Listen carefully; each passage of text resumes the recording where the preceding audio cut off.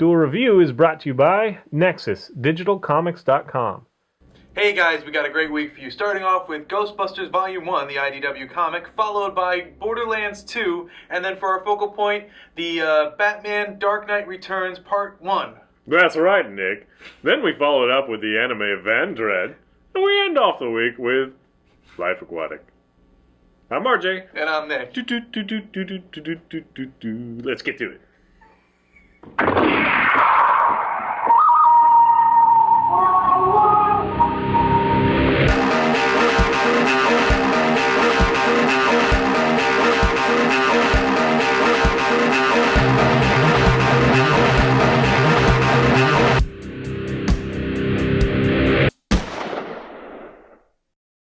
Hey everybody, today is the 1st of October, and we're going to be taking a look at Ghostbusters Volume 1. That's right. This is the IDW comic. There have been several publishers of Ghostbusters, but this one specifically I like. Now, IDW has done other Ghostbusters comics, but this one I want to bring to attention because it really ties into the first two movies, which I love. Mostly the first movie, but this is just, the comedy that's in here is spot on with the comedy in the movies. It's like you just took it right out. Now, if you saw our Ghostbusters video game review, you noticed that I said it's almost like the third movie, and that's kind of what this one feels like too. It just works.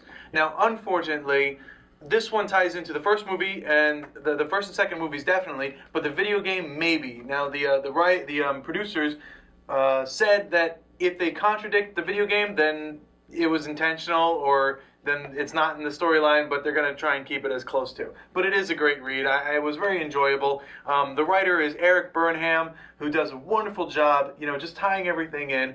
And so let's get into plot. So the story revolves mostly around Raymond Stantz, who's played by Dan Aykroyd in the movies, and then I'm going to get into why that's relevant. And basically, he was the selector. He was the one who chose the Destructor's form, the Destructor being Gozer the Gozerian. So because Gozer was defeated, which wasn't supposed to happen, it's not part of prophecy. He or she wasn't supposed to be defeated. A third entity was created, which means that a brand new prophecy was born. And in fact, in the comic, one of the books that they go through, pages are being rewritten, or changed or added. I don't exactly know what happens there. The blank pages spread out and then writing comes in. Talking about the third, and the third's goal is to bring about a reselection. So he's going to track Raymond down, and he's going to force him to reselect a new form for Gozer. Right. Previously, they have all been Stay Puffed, which provides a good bit of humor in here because, he's being sued for defamation of character for their whatever go-to. Right. Stay Puft Marshmallow logo. Company is suing Raymond Stantz because he came up with the Stay Puft Marshmallow Man who destroyed New York. Right. And so they keep getting in trouble every time that he shows up and ruins something. Right. So, that's a lot of fun. You mentioned that it's very similar to the movie in feel, and I would mostly agree with that. I think that Peter Venkman is funnier as Bill Murray. In fact, if you look at the characterizations of the characters... yes, I did say that. All of them look very similar to their movie counterparts. Right. I would argue, except for Peter Venkman. Right. Doesn't look much like Bill Murray. He is definitely the funniest member of the team, and he says lots of fun things. But it's just, I'm definitely, let's just put it this way, if I didn't watch the movie, I don't know how I would feel about it, because I'm definitely hearing Bill Murray talk, right? And that adds a lot to it. Just his cadence and all that stuff. I am projecting that onto these characters. But it works really well. I had a lot of fun with this. Did you watch the cartoon Ghostbusters growing up? Yes, I did. Yeah, with Pet Slimer. Yeah. What was it? The real Ghostbusters. That's kind of part of this too, and I think that's where the art direction also stemmed off from, because there are a lot of, some of the ghosts are kind of... The art reminds me of, what's his name from Spider-Man, that version of Spider-Man that we talked about. Spectacular Spider-Man? Yeah, I agree. That has a square, more square off corners and things like that, and, exaggerated features, which, it's a little cartoony, but I have a lot of fun in that they have, it's a pretty dark premise. Supernatural, blah, blah, blah. But even like in this one here, the panel is colorful and light, But it still kind of gives you that, badass kind of creepy feeling of him going through. So it works. It works for sure. Yeah. I'm not sure I would have chosen that, like, preferably, but it does definitely, I think, allow it, accessibility for other, demographics as well. I mean, it could play younger, is what I'm saying. I don't like that Zedimore's all the way down here. Why isn't he in the background there? Well, because he's the latest, the last member of the team, and he's like, yeah, go get him. But and there's lots of moments of character development, stuff like that, and just seeing their different characters. We do get this one moment where I think they're obviously setting things up for other parts where there's other people like, hey, how come the Ghostbusters are the only ones that fight these ghosts and get the government contracts? And the guy's like, nuclear proton packs. Yeah, exactly. And he's like, oh, whatever, that's just technology. That actually brings me to another point. If you remember Walter Peck from the first movie, he was the prick with the what was it? The health. What? He was the one on the case. The government, Yeah. In this one, he comes back as the chief of the paranormal. Oh, I have it written down. Paranormal Contracts Oversight Commission, or the PCOC, where he pretty much commissions the Ghostbusters to do government jobs. So if there's a supernatural phenomenon happening, they have to follow Walter Peck's decisions. Yeah, it's been legislated. Now Right. It's part of the government. Right. Thing. And they are funded, but there is a bit of fun where, what's her name? What's her name? Janine? Yeah. She is hired by the Ghostbusters, so she's not directly under the government, so she kind of runs her mouth a little bit and can kind of get away with it, so it's kind of fun. Right, I love Janine. She was always great. And I guess it was a really quick read, but again, it just kind of sets up, it's really fun.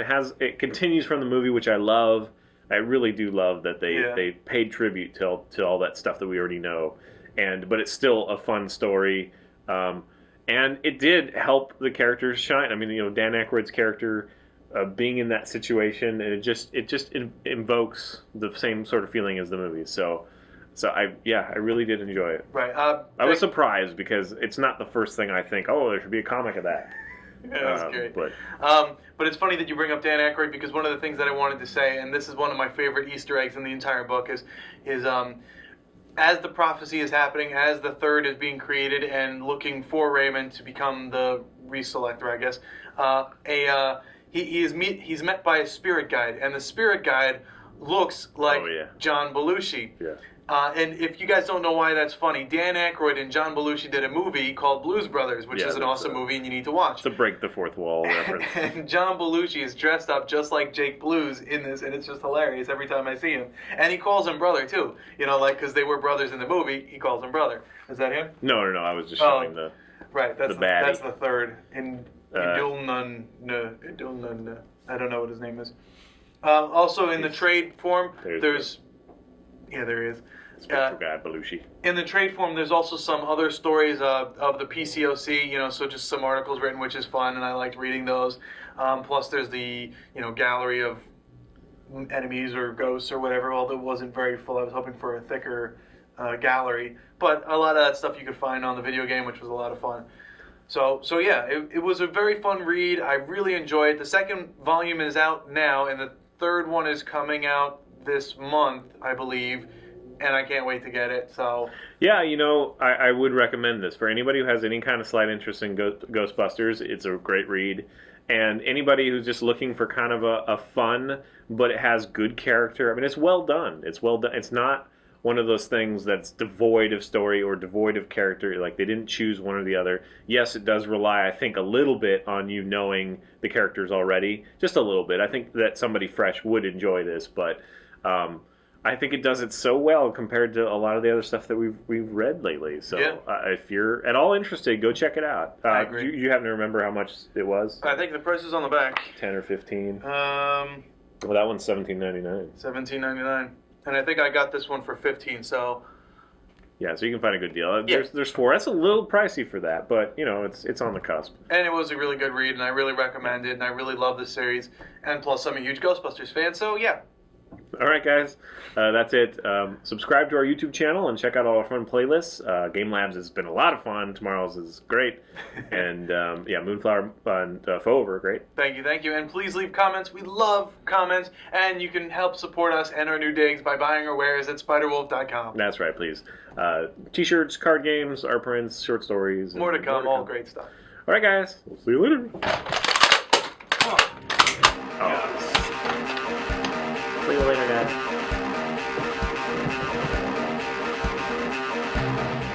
Next on Duel Review, it's Borderlands 2.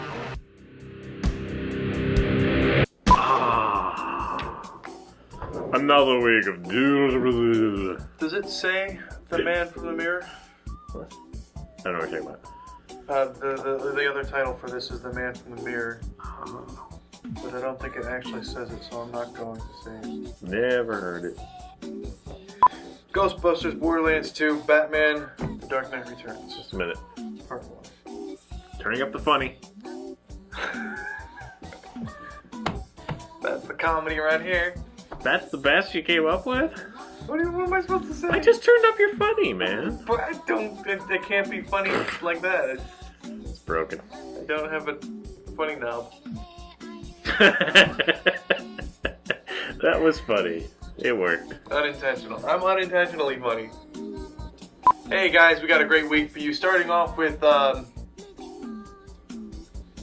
Ghostbusters. Then Canada Dry. Just blanked. It's right here. You blanked. Yeah. It's right there. It's glossy, so I was gonna say glossy. Hey guys, we got a great week for you. Starting off with Ghostbusters Volume 1, the IDW comic, followed by, damn it, Borderlands 2. It's right here. And then Batman, it's right here. It's right there. All three of his are there. Look Two on the of mine table. are not there. Gotta look on the table. I'm gonna be like, Ghostbusters followed by Borderlands, and then Nerf Gun. That's also and Canada Dry and Remote Control. Yes. Today's the 30th. Tomorrow's the 1st. Hey, I'm sorry. Okay, go ahead. Hey everybody! Today is the 1st of November, and we're taking a look. No, October. Yes.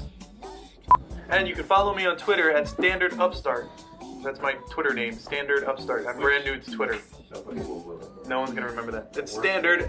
Standard as in typical, Upstart as in ruckus. So just remember typical ruckus and you'll remember Standard Upstart. Nick Bach. I like Standard Upstart.